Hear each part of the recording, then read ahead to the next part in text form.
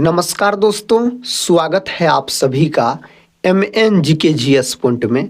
आप सभी दोस्त लोग कैसे हैं? हम उम्मीद करते हैं कि बहुत अच्छे होंगे और आप सभी दोस्त लोग अपने एग्जाम की तैयारी में लगे होंगे। दोस्तों, आज के इस वीडियो में हम करने वाले हैं लुसेंट किताब का निचोड़ 125 जीके के अति महत्वपूर्ण प्रश्न को। साथ ही अगर आप लोग भारत के किसी भी कॉम्पिटिटिव एग्जाम का तैयारी कर रहे हैं तो इस वीडियो को पूरा जरूर देखिए और इसमें हम आपको 125 जीके के प्रश्न का रिवीजन करवाने वाले हैं। साथ ही रिवीजन आप लोग जरूर कर लीजिए।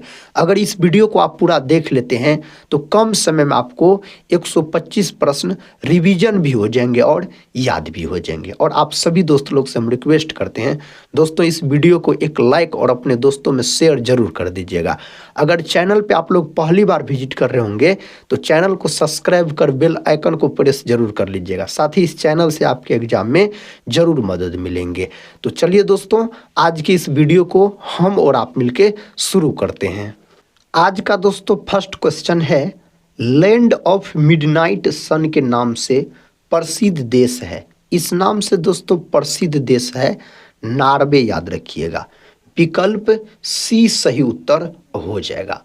अगर दोस्तों आपसे नॉर्वे की राजधानी पूछ लिया जाए, जो इसकी राजधानी क्या है, तो इसकी राजधानी दोस्तों याद रखिएगा आप, ओस्लो है, याद रखिएगा नॉर्वे की राजधानी। दोस्तों अगर हम बात करते हैं डेनमार्क का, तो डेनमार्क की राजधानी अगर आपसे पूछ लिया जाए तो कोपेनहेगन, याद रखिएगा दोस्तों, इसकी राजधानी है डेनमार्क का। और एक बात याद रखिएगा, डेनमार्क से मेरे भाई इसको पवनों या हवाओं का देश कहा जाता है। पवनों या हवाओं का देश कहा जाता है किसको? तो डेनमार्क को। दोस्तों अगर हम स्वीडन का बात करते हैं तो स्वीडन की राजधानी अगर आपसे पूछा जाए तो स्टॉकहोम, याद रखिएगा, इसकी राजधानी है।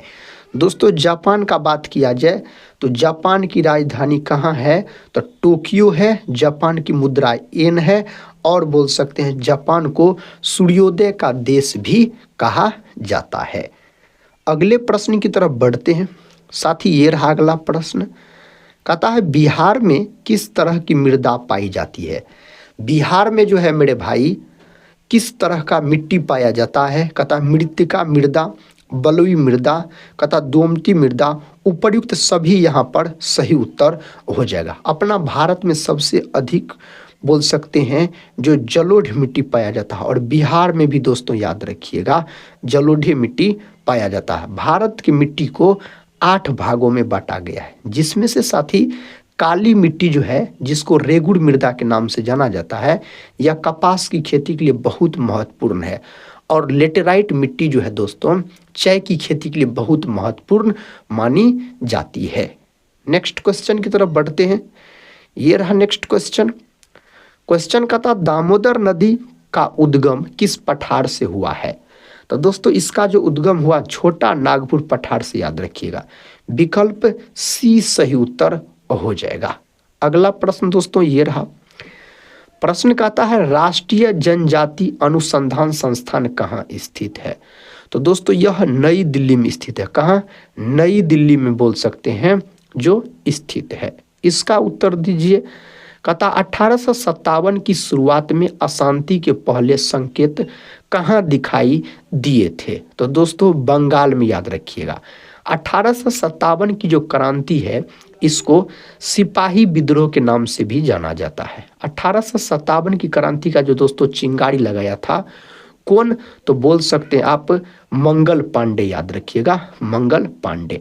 1857 की क्रांति जो पूर्ण रूप से शुरू हुआ था 10 मई को शुरू हुआ था उत्तर प्रदेश के मेरठ से। और 1857 की क्रांति का अगर आपसे प्रतीक चिन्ह पूछा जाए तो कमल व चपाती बोल सकते, कमल या रोटी, याद रखिएगा, इसका प्रतीक चिन्ह हो जाएगा। नेक्स्ट क्वेश्चन कहता है बिहार के फुलवरिया बांध पर बनने वाले आगामी फ्लोटिंग सौर ऊर्जा संयंत्र की क्षमता कितनी है? दोस्तों इसका जो क्षमता है ना 10 मेगावाट, याद रखिएगा, option B. Next question question कहता पनिहारी लोक संगीत किस राज्य के लिए स्वदेशी है।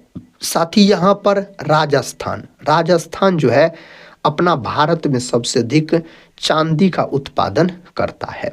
और बोल सकते हैं राजस्थान क्षेत्रफल के हिसाब से अपना भारत का सबसे बड़ा राज्य है राजस्थान, याद रखिएगा। नेक्स्ट क्वेश्चन कर लेते हैं दोस्तों। क्वेश्चन कहता है आपको MOMISRO द्वारा लॉन्च किया गया एक मिशन है जिसका अर्थ डैश है। दोस्तों मोम जो है यह कहता इसरो द्वारा लॉन्च किया गया एक मिशन है जिसका अर्थ क्या है। इसका अर्थ है आपको Mars orbiter mission. Option B सही उत्तर हो जाएगा। साथ ही इसरो का जो मुख्यालय है, इसका मुख्यालय कहाँ है, बोल सकते हैं आप बेंगलुरु में इसका मुख्यालय है। और दोस्तों इसरो का गठन पूछा जाए जो कब हुआ, तो इसका गठन हुआ था कब, तो 15 अगस्त 1969 में इसरो का गठन हुआ था, चौथी पंचवर्षीय योजना के समय। और 1969 में 14 बैंकों का राष्ट्रीयकरण भी हुआ। दोस्तों 6 बैंकों का राष्ट्रीयकरण कब हुआ था, 1980 में, याद रखिएगा। 1949 में बोल सकते हैं RBI का राष्ट्रीयकरण हुआ, 1 जनवरी 1949 को। नेक्स्ट क्वेश्चन, भारत में कैबिनेट मिशन कब आया। दोस्तों कैबिनेट मिशन भारत में कब आया, मार्च 1946। ऑप्शन डी सही उत्तर हो जाएगा। ये सब प्रश्न साथी एग्जाम में बहुत बार पूछे गए हैं। कहता है बिहार का डालमिया नगर किसके लिए प्रसिद्ध है। तो डालमिया नगर जो है यह सीमेंट के लिए प्रसिद्ध है। किसके लिए दोस्तों, सीमेंट के लिए आप बोल सकते हैं। नेक्स्ट क्वेश्चन, भारत में पहली रेल लाइन किस वर्ष शुरू की गई थी। तो भारत में दोस्तों शुरू किया गया था 1853 में। कौन वायसराय के समय, तो बोल सकते लॉर्ड डलहौजी के समय। दोस्तों उस समय वायसराय लॉर्ड डलहौजी थे, याद रखिएगा आप। और जो चली थी जो रेल मुंबई से थाने तक पहली बार चली थी, टोटल 34 किलोमीटर की दूरी यात्रा की थी। इस बात को भी आप सभी दोस्त लोग याद रख लीजिएगा। प्रश्न का था विश्व पुस्तक दिवस प्रत्येक वर्ष निम्नलिखित में से किस दिन मनाया जाता है। तो साथी यह जो दिवस मनाया जाता है 23 अप्रैल के दिन। 7 दोस्तों अगर अप्रैल का बात किया जाए तो WHO दिवस मनाया जाता है, विश्व स्वास्थ्य संगठन दिवस बोल सकते हैं मनाया जाता है। नेक्स्ट क्वेश्चन है, कहता है कौन सा राज्य डाक क्षेत्र का 8 के अंतर्गत आता है। दोस्तों डाक क्षेत्र 8 के अंतर्गत अपना बिहार, याद रखिएगा। बिहार राज्य जो है यह 22 मार्च बोल सकते हैं आप साथी, 22 मार्च 1912 को बंगाल से अलग होकर नया राज्य बना। बिहार में लोकसभा का सीट 40 है, राज्यसभा का सीट पूछा जाए 16 है, विधान परिषद का सीट पूछा जाए तो 75 है, याद रखिएगा। और विधानसभा का पूछा जाए तो 243। नेक्स्ट क्वेश्चन है, भारतीय क्षेत्र में 2 ज्वालामुखी द्वीप है। तो दोस्तों इसका सही उत्तर यहाँ पर होना चाहिए क्या, तो नारकोंडम और वैरन, याद रखिएगा। चौथा ऑप्शन यहाँ पर सही उत्तर हो जाएगा। अगला प्रश्न है, कहता किस राज्य में सड़कों की सर्वाधिक लंबाई है। तो दोस्तों याद रखिएगा आप महाराष्ट्र में, कहाँ है, महाराष्ट्र में सबसे अधिक सड़कों की लंबाई है। भारत का एक राज्य जिसे कर्क रेखा 2 भागों में नहीं बांटती है वह राज्य यहाँ पर है, तो उड़ीसा बोल सकते हैं। और कर्क रेखा जो है भारत के बीचों बीच से होकर गुजरने वाली रेखा है। कर्क रेखा दोस्तों भारत के 8 राज्य से होकर गुजरती है, इस बात को भी आप याद रख लीजिएगा। कहता है 28वां नया सम्मिलित भारतीय संघ में कौन सा राज्य है। तो यहाँ पर सही उत्तर हो जाएगा झारखंड। दोस्तों झारखंड राज्य जो है यह 15 नवंबर 2000 को बिहार से अलग होकर नया राज्य बना और यह बोल सकते भारत का 28वां राज्य बना था। तेलंगाना जो है दोस्तों, तेलंगाना का गठन हुआ था 2 जून 2014 में और भारत का 29वां राज्य बना। वर्तमान में अपना देश भारत में 28 गो राज्य है और 8 गो केंद्र शासित प्रदेश है। नेक्स्ट क्वेश्चन कहता है किस भारतीय ने रसायन शास्त्र में नोबेल पुरस्कार जीता है? कहता किस भारतीय ने रसायन शास्त्र में नोबेल पुरस्कार जीता है? तो यहाँ पर सही उत्तर दोस्तों क्या होना चाहिए? इनमें से कोई नहीं है, याद रखिएगा, इनमें से कोई नहीं हो जाएगा, ऑप्शन डी। अगला प्रश्न कर लेते हैं। प्रश्न कहता है भारत का प्रधानमंत्री, साथ ही सही उत्तर इसका बताइए क्या होगा? कहता है भारत का प्रधानमंत्री, कहता सत्ता दल का अध्यक्ष हो सकता है। ऑप्शन ए को लॉक यहां पर कर लीजिए। नेक्स्ट क्वेश्चन कर लेते हैं। एक व्यक्ति क्या एक से अधिक राज्यों का राज्यपाल हो सकता है? दोस्तों हाँ, याद रखिएगा, हो सकता है, एक राज्य से अधिक का राज्यपाल। सर्वोच्च न्यायालय, कहता है सर्वोच्च न्यायालय किसे हटाने के लिए राष्ट्रपति को सिफारिश कर सकता है? तो दोस्तों यहाँ पर सही उत्तर हो जाएगा संघ लोक सेवा आयोग के सभापति और दूसरे सदस्यों को, याद रखिएगा आप। नेक्स्ट क्वेश्चन, क्वेश्चन कहता है भारतीय संविधान का भाग डैश भारत की नागरिकता से संबंधित है? नागरिकता से दोस्तों भाग 2 संबंधित है, याद रखिएगा। भाग 3 जो है, भाग 3 यह इसमें याद रखिएगा मौलिक अधिकार है। क्या है? तो मौलिक अधिकार है, याद रखिएगा दोस्तों, भाग 3 में। भाग 5 में दोस्तों क्या है? तो संघ है, याद रखिएगा। नेक्स्ट क्वेश्चन कर लेते हैं। क्वेश्चन कहता है बिहार राज्य के उत्तर पश्चिमी भागों में कौन सी भू आकृतियां हैं? यहाँ पर सही उत्तर हो जाएगा सोमेश्वर पहाड़ी श्रृंखला, सही उत्तर आप बोल सकते हैं। प्रश्न कहता है गुलाम वंश के शासकों की उत्पत्ति कहाँ से हुई? तो दोस्तों आप बोल सकते हैं तुर्की, याद रखिएगा। गुलाम वंश के संस्थापक कुतुबुद्दीन ऐबक थे, और गुलाम वंश के वास्तविक संस्थापक पूछा जाए तो इल्तुतमिश को आप लॉक कर लीजिएगा। निम्नलिखित में से किसने भारत का राष्ट्रपति बनने से पहले उपराष्ट्रपति के रूप में कार्य नहीं किया था? इनमें से कौन नहीं किया था? नीलम संजीव रेड्डी, यह निर्विरोध चुने गए दोस्तों राष्ट्रपति यहाँ पर हो जाएंगे। नेक्स्ट क्वेश्चन देखिए, कहता बिहार में मानसून के दौरान वर्षा किसके कारण होती है? तो वर्षा जो होती है दक्षिण पश्चिम मानसून के कारण। और अपना बिहार में सबसे अधिक वर्षा वाला जिला अगर आपसे पूछा जाए तब आप क्या बोलिएगा? किशनगंज बोल सकते हैं दोस्तों, किशनगंज। अपना भारत में सबसे अधिक बारिश जो होता है मासिनराम में होता है, जो कि मेघालय में पड़ता है, मेघालय राज्य में। बांग्लादेश किस वर्ष तक पाकिस्तान का हिस्सा था? कौन वर्ष तक दोस्तों? तो 1971 लॉक कर लीजिए, विकल्प सी। नेक्स्ट क्वेश्चन ये रहा, निम्नलिखित में से किस मुगल सम्राट ने अपने शासनकाल में नवरोज का उत्सव समाप्त कर दिया था? तो दोस्तों यहाँ पर आप बोल सकते हैं औरंगजेब, याद रखिएगा। और नवरोज का जो शुरुआत किया था कौन दोस्तों? बलबन बोल सकते हैं आप। यहाँ पर सही उत्तर औरंगजेब हो जाएगा। प्रश्न कहता है बिहार के मधुबनी चित्रकला को डैश भी कहा जाता है? इसको बोल सकते हैं मिथिला चित्रकला के नाम से साथी जाना जाता है। नेक्स्ट क्वेश्चन, निम्न में कौन सा देश भारत का पड़ोसी देश नहीं है? यहाँ पर कौन देश 4 ऑप्शन में अपना भारत का पड़ोसी देश नहीं है? तो इंडोनेशिया नहीं है दोस्तों। सबसे अधिक द्वीपों वाला देश पूछा जाए तो इंडोनेशिया आप यहाँ पर बोल सकते हैं।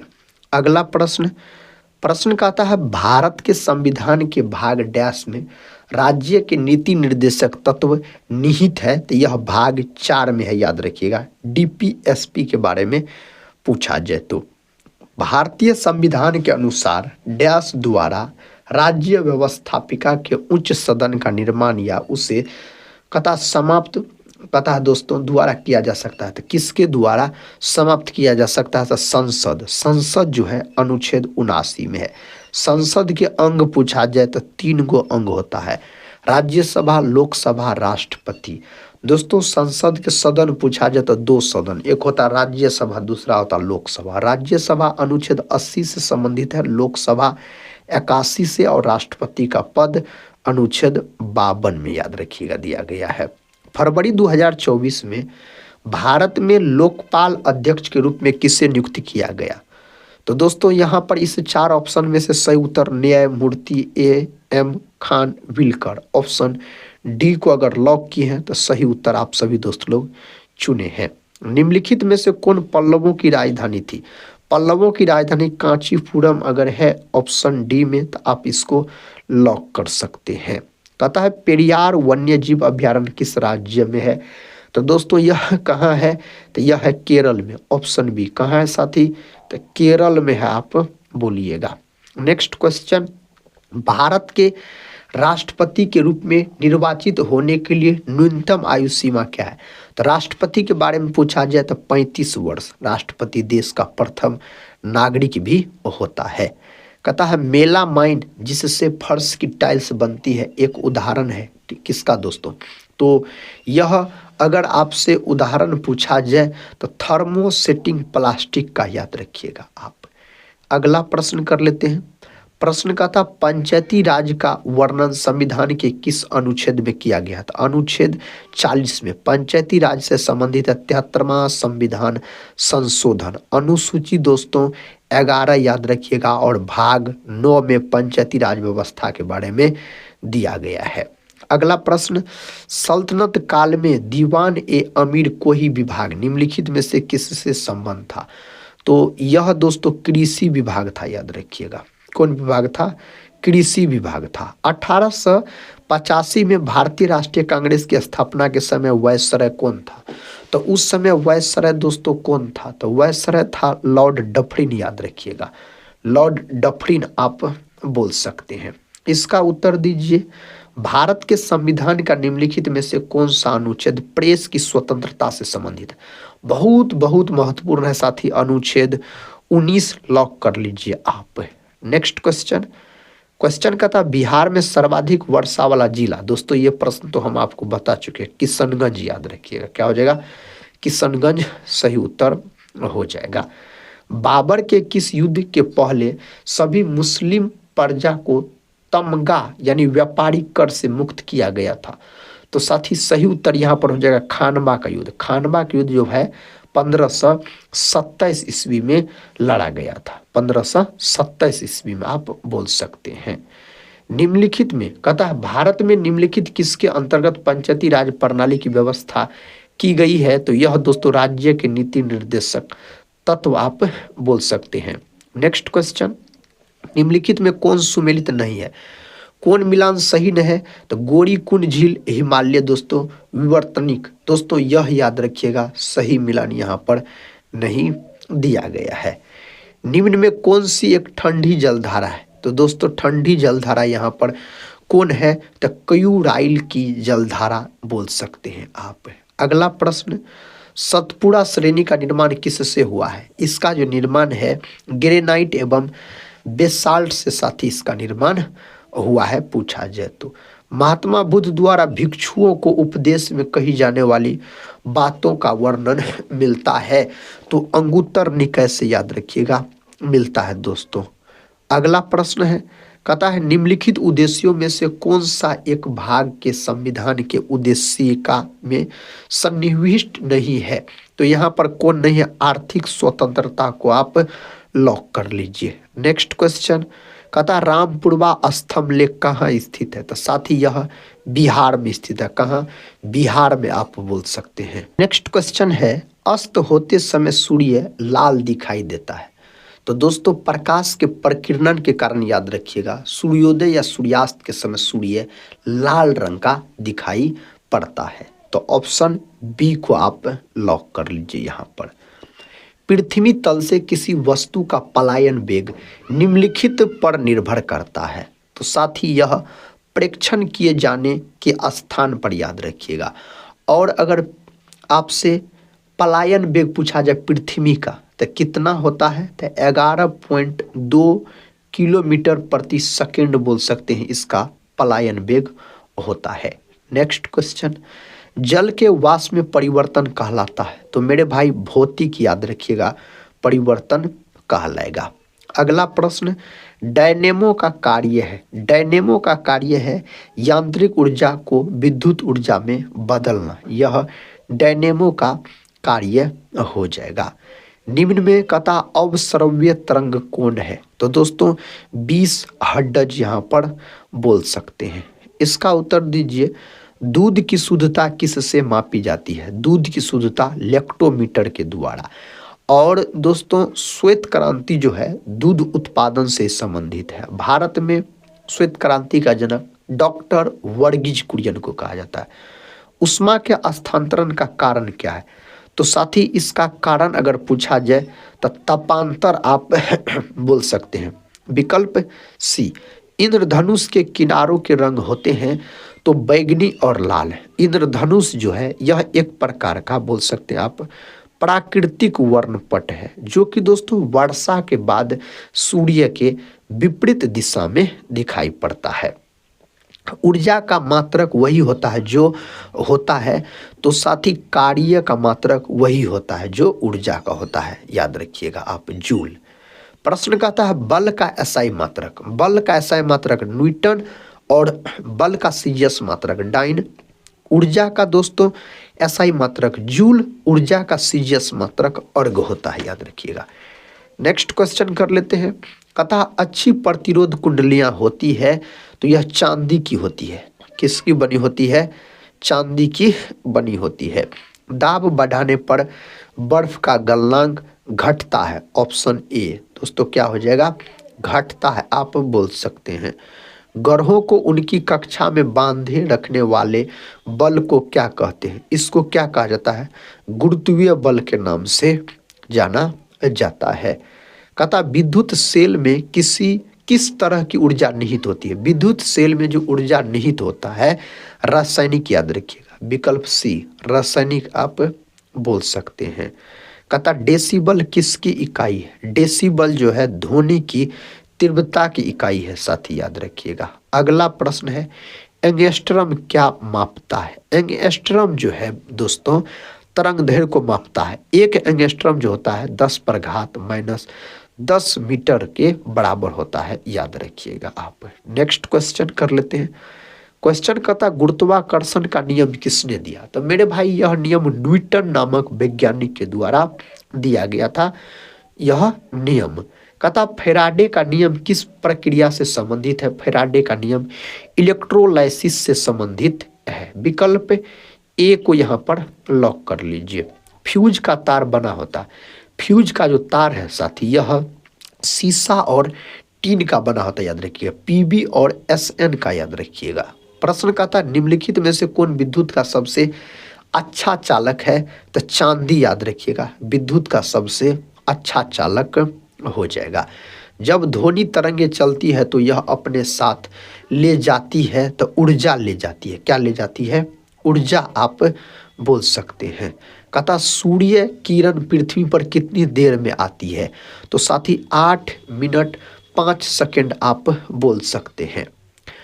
कभी कभी 8 मिनट 20 सेकंड भी दिया रहता ऑप्शन में, या 16 सेकंड। इंद्रधनुष में 7 रंगों के बीच का रंग कौन है? तो साथी हरा। याद रखिएगा। नेक्स्ट क्वेश्चन कर लेते हैं। क्वेश्चन का था पानी का घनत्व किस ताप पर अधिकतम होता है? तो पानी का घनत्व 4 डिग्री सेल्सियस ताप पर अधिकतम होता है। अगला प्रश्न है उष्मा का सबसे अच्छा चालक। दोस्तों विद्युत का सबसे अच्छा चालक पूछा जाता चांदी, और उष्मा का सबसे अच्छा चालक पूछा जाए आपसे तो आप पारा लॉक कीजिएगा।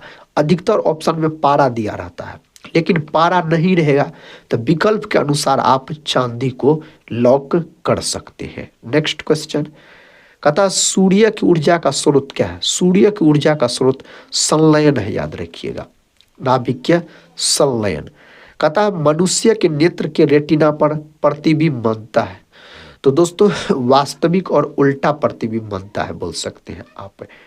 अगला प्रश्न वह तापमान जिस पर सेंटीग्रेड तथा फ़ारेनहाइट थर्मामीटर की रीडिंग एक समान होती है तो वह ताप -40 है। याद रखिएगा वह ताप। अगला प्रश्न कहता है एफपीएस पद्धति में द्रव्यमान की इकाई है। तो दोस्तों याद रखिएगा आप एफपीएस सिस्टम याद रखिए फुट पाउंड सेकंड प्रणाली। तो इसमें द्रव्यमान को किस में मापा जाता है? तो द्रव्यमान को पाउंड में मापा जाता है बोल सकते हैं। ऑप्शन डी पाउंड में मापा जाता है। न्यूटन की गति के कितने नियम हैं? तो न्यूटन के गति से संबंधित 3 नियम है। याद रखिएगा। विकल्प सी को लॉक कर लीजिए। अगला प्रश्न ये रहा कहता एक अश्व शक्ति में कितने वाट होते? एक अश्व शक्ति में 746 वाट होते। यानी एक दोस्तों HP का बात हो रहा है, याद रखिएगा, हॉर्स पावर जिसको बोला जाता है। कहता इंद्रधनुष में सबसे बाहर की ओर कौन सा रंग होता है? तो सही जवाब यहाँ पर क्या बोल सकते हैं आप? लाल बोल सकते हैं। विकल्प सी को आप लॉक कर लीजिए। रेडियो सक्रिय पदार्थ भंडारित करने के लिए बने पात्र इससे बने होते हैं, तो साथ ही लेड से बने होते हैं। किससे? लेड से, याद रखिएगा, बने होते हैं। 3D फिल्म देखने के लिए प्रयुक्त चश्मे में होते हैं, तो दोस्तों पोलेराइड होते हैं, याद रखिएगा। क्या होते हैं? पोलेराइड होते हैं। कहता डिटर्जेंट किस सिद्धांत पर सतहों की सफाई करते हैं? तो किस सिद्धांत पर? तो पृष्ठ तनाव के सिद्धांत पर दोस्तों, याद रखिएगा, पृष्ठ तनाव के सिद्धांत पर। निम्नलिखित में से कौन सी धातु विद्युत की सुचालक होती है? विद्युत का अगर सुचालक पूछा जाए तो चांदी बोल सकते हैं, यहाँ पर सही उत्तर हो जाएगा। कहता लक्स इसकी इकाई है, तो साथ ही यहाँ पर प्रदीप्ति की याद रखिएगा, आप प्रदीप्ति की आप बोल सकते हैं। कहता यह एक अश्वशक्ति का समतुल्य है, तो 746 वाट। वाट को W से सूचित किया जाता है। यदि एक अवतल दर्पण में वस्तु एवं प्रतिबिंब दोनों वक्रता केंद्र यानी C पर है तो प्रतिबिंब बनेगा। प्रतिबिंब बनेगा वस्तु के समान आकार का, याद रखिएगा। विकल्प C सही उत्तर हो जाएगा। 1 नैनोमीटर बराबर है, 1 नैनोमीटर दोस्तों किसके बराबर है? तो यहाँ पर आप बोल सकते 10⁻⁻6 मिलीमीटर के बराबर है, लेकिन साथ ही यहाँ पर सेंटीमीटर में पूछा गया है, तो 10⁻⁻7 सेंटीमीटर के बराबर हो जाएंगे। नेक्स्ट क्वेश्चन है, भारतीय जनसंघ के संस्थापक कौन थे? दोस्तों डॉक्टर श्यामा प्रसाद मुखर्जी यहाँ पर बोल सकते हैं। अटल बिहारी वाजपेयी का बात किया जाए तो यह भारत के 3 बार बोल सकते हैं प्रधानमंत्री बने थे। जय जवान जय किसान जय विज्ञान का नारा इसी के द्वारा दिया गया था। सी राजगोपालाचारी का बात किया जाए तो स्वतंत्र भारत के या भारत के प्रथम व्यक्ति पूछा जाए गवर्नर जनरल तो सी राजगोपालाचारी, और अंतिम गवर्नर जनरल भारत का पूछा जाए फिर भी सी राजगोपालाचारी, याद रखिए, भारतीय पूछा जाए। कहता ब्रंटलैंड आयोग किससे संबंधित है? तो यह आयोग पर्यावरण से संबंधित है साथियों। विकल्प ए। नेक्स्ट क्वेश्चन कर लेते हैं, भारत में गुटनिरपेक्ष शिखर सम्मेलन किस वर्ष आयोजित किया गया? तो यह आयोजित किया गया था 1983 में। 1983 में आयोजित किया गया था। शिमला समझौता किस वर्ष हस्ताक्षर हुआ? तो साथी शिमला समझौता जो हुआ था ना, यह अपना भारत और बोल सकते हैं पाकिस्तान के बीच हुआ था, अपना भारत और पाकिस्तान के बीच। तो यहाँ पर सही उत्तर होना चाहिए 1972। एक हुआ था पंचशील समझौता। पंचशील समझौता 1954 में हुआ था। भारत और चाइना के बीच दोस्तों पंचशील समझौता हुआ था। ताशकंद समझौता किस वर्ष हस्ताक्षर हुआ? ताशकंद समझौता 1965-66 संबंधित है। 1965 आप बोल सकते हैं। नेक्स्ट क्वेश्चन है, कहता भारत में पहला परमाणु परीक्षण किस वर्ष हुआ था? कब हुआ था? 1974 में दोस्तों हुआ था। नेक्स्ट क्वेश्चन, कहता गरीबी हटाओ का नारा किसने दिया? गरीबी हटाओ का नारा प्रधानमंत्री थे दोस्तों श्रीमती इंदिरा गांधी। 5वीं पंचवर्षीय योजना में दिया गया था इसके द्वारा। राष्ट्रीय आपातकाल के दौरान भारत के राष्ट्रपति कौन थे? तो भारत के राष्ट्रपति फखरुद्दीन अली अहमद, याद रखिएगा। यह प्रश्न पूछा गया है एग्जाम में। संपूर्ण क्रांति का नारा किसने दिया? संपूर्ण क्रांति का नारा जयप्रकाश नारायण के द्वारा दिया गया। साथ ही लाल बहादुर शास्त्री का बात करते हैं, जय जवान जय किसान का नारा दिया। और बोल सकते हैं आप शांति पुरुष के नाम से किसको जाना जाता है? तो लाल बहादुर शास्त्री को इस नाम से जाना जाता है। चिपको आंदोलन से कौन संबंधित है? चिपको आंदोलन से दोस्तों संबंधित है सुंदरलाल बहुगुणा, याद रखिएगा। विकल्प सी सही उत्तर हो जाएगा। नेक्स्ट क्वेश्चन, निम्नलिखित में से किसने सुझाव दिया था कि आजादी के बाद कांग्रेस पार्टी को समाप्त कर दिया जाएगा? तो महात्मा गांधी बोल सकते हैं आप। नेक्स्ट क्वेश्चन है, क्वेश्चन कहता है इंदिरा गांधी की हत्या कब हुई? तो श्रीमती इंदिरा गांधी का हत्या का बात किया जाए तो 31 अक्टूबर 1984 को इसका हत्या हुआ था। कहता है गोवा को किस वर्ष आज़ादी मिली? तो दोस्तों गोवा को जो आज़ादी मिला था 1961 में मिला था। कब? 1961 में। किस प्रधानमंत्री ने मंडल आयोग की सिफारिशों को लागू किया? उस प्रधानमंत्री का नाम है दोस्तों वीपी सिंह, आप बोल सकते हैं। प्रश्न कहता है राजीव गांधी की हत्या किस वर्ष हुई? राजीव गांधी सबसे युवा, याद रखिएगा, भारत के प्रधानमंत्री बने थे दोस्तों। इसका जो हत्या हुआ था 1991 में, बोल सकते हैं आप। विकल्प सी को लॉक कर लीजिए। कहता ताना भगत आंदोलन हुआ था, तो ताना भगत आंदोलन बिहार में हुआ था, बिहार राज्य में यह आंदोलन हुआ था। इनकलाब जिंदाबाद का नारा दिया, तो दोस्तों यह नारा सरदार भगत सिंह के द्वारा उजागर किया गया था। नेक्स्ट क्वेश्चन कहता अंग्रेजों ने भारत में सर्वप्रथम किस शहर को अपनी राजधानी बनाया था? तो अंग्रेज का बात किया जाए तो कोलकाता को यहाँ पर लॉक कर लीजिए, महलों का शहर कोलकाता। कहता बिरसा मुंडा कौन थे? तो दोस्तों बिरसा मुंडा याद रखिएगा आप, कौन थे? तो क्रांतिकारी थे बिरसा मुंडा, बोल सकते हैं। इसको धरती आबा के नाम से भी जाना जाता है। कैबिनेट मिशन के प्रस्ताव पर गठित अंतरिम मंत्रिमंडल में डॉक्टर राजेंद्र प्रसाद थे, तो खाद्य एवं कृषि मंत्री थे doctor Rajendra Prasad. Next question है पानीपत के तीसरे युद्ध में मराठों को किसने हराया? तो दोस्तों पानीपत का तीसरा युद्ध मोहम्मद शाह अब्दाली और बोल सकते हैं मराठों के बीच हुआ था, जिसमें अफगानों का जीत हो गया था मोहम्मद शाह अब्दाली का। तो साथ ही 1761 में यह युद्ध लड़ा गया था, पानीपत का तीसरा युद्ध। नेक्स्ट क्वेश्चन डैश की समीक्षा के लिए साइमन कमीशन का गठन किया गया था? तो दोस्तों आप बोल सकते हैं अधिक सुधारों के लिए भारत की उपयुक्तता।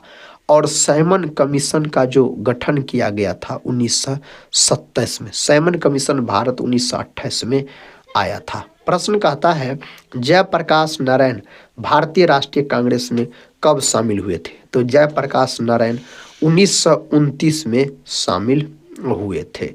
मुस्लिम लीग को स्थापित किया गया था तो 1906 दोस्तों, ढाका, याद रखिएगा, बांग्लादेश के ढाका। प्रश्न का था पृथक निर्वाचन क्षेत्र को कब लागू किया गया था? तो इसको लागू किया गया 1919 में। कब? 1919 में इसको लागू किया गया।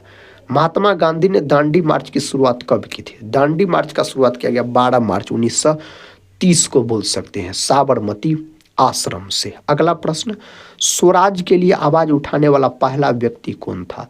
तो दोस्तों दयानंद सरस्वती, जिसको भारत का मार्टिन लूथर किंग भी कहा जाता है। प्रार्थना समाज के संस्थापक, प्रार्थना समाज के संस्थापक अगर आपसे पूछा जाए तो आप सही उत्तर किसको लॉक कीजिएगा? डॉक्टर आत्माराम पांडुरंग और बोल सकते महादेव गोविंद रानडे, ये दोनों हो जाएगा। ऑप्शन डी सही उत्तर हो जाएगा। प्रश्न का था रविन्द्रनाथ टैगोर ने किसके विरोध में नाइटहुड को त्याग दिया? तो नाइटहुड को त्याग दिया था दोस्तों जालियांवाला बाग हत्याकांड के दौरान, 1919 में जो जालियांवाला बाग हत्याकांड हुआ था। महात्मा गांधी केसर ए हिंद का बोल सकते हैं उपाधि। चोरी चोरा जो कांड हुआ था 5 फरवरी 1922 को, बंगाल विभाजन हुआ था 1905 को, बोल सकते हैं। प्रश्न कहता है भारतीय राष्ट्रीय कांग्रेस का पूर्ण स्वराज प्रस्ताव कब पारित किया गया? तो दोस्तों इसका सही उत्तर 1929 को आप लॉक कर लीजिए। नेक्स्ट क्वेश्चन कर लेते हैं भारतीय राष्ट्रीय कांग्रेस की पहली भारतीय महिला अध्यक्ष कौन थी? तो यहाँ पर सरोजिनी नायडू, याद रखिएगा, 1925 कानपुर अधिवेशन की अध्यक्षता की थी। इसको भारत कोकिला के नाम से भी जाना जाता है। कहता 1937 में कांग्रेस की सरकार कितने प्रांतों में बनी? तो कितने प्रांतों में दोस्तों? तो 6 प्रांतों में बोल सकते हैं जो बनी। प्रश्न का था अवध के ब्रिटिश साम्राज्य में मिलन के समय अवध के नवाब कौन थे? उस समय अवध के नवाब वाजिद अली शाह थे, वाजिद अली शाह बोल सकते हैं। असहयोग आंदोलन प्रारंभ होने का कारण क्या था? तो इसका कारण जालियांवाला बाग हत्याकांड दोस्तों, बोल सकते हैं आप। असहयोग आंदोलन जो शुरू हुआ था 1 अगस्त 1920 को शुरू हुआ था, बाल गंगाधर तिलक का मृत्यु के समय, बोल सकते हैं।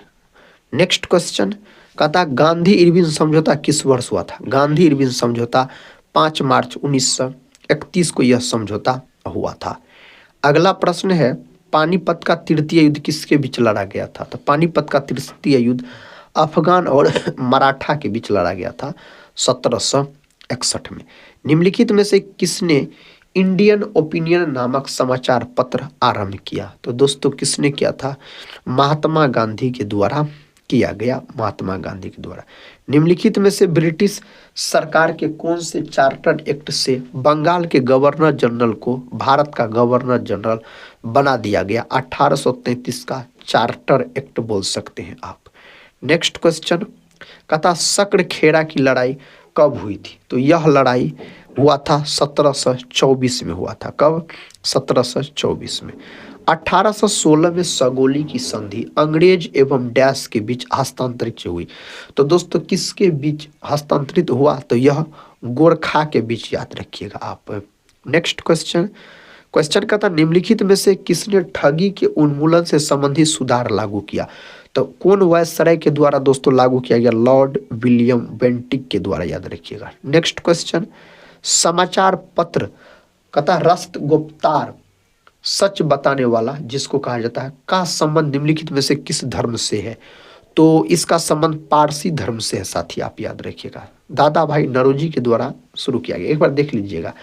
1931 में इंडियन नेशनल कांग्रेस का अधिवेशन कहाँ आयोजित हुआ था?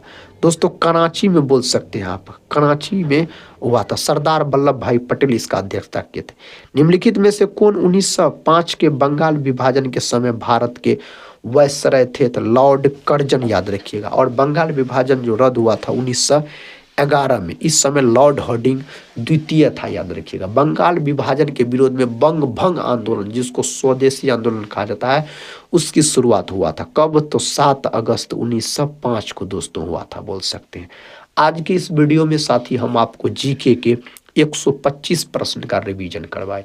हम उम्मीद करते हैं आप सभी भाई बहन से आप लोग इस वीडियो को पूरा जरूर देखे होंगे। पूरा देखे हैं साथी तो एक लाइक और कमेंट जरूर कर लीजिएगा, आप लोग जरूर कर दीजिएगा इस वीडियो में। जो आज का वीडियो कैसा लगा और कितने प्रश्न आप लोग सही कर पाए। हम मिलते हैं नेक्स्ट वाले वीडियो के साथ, तब तक के लिए जय हिंद, जय भारत।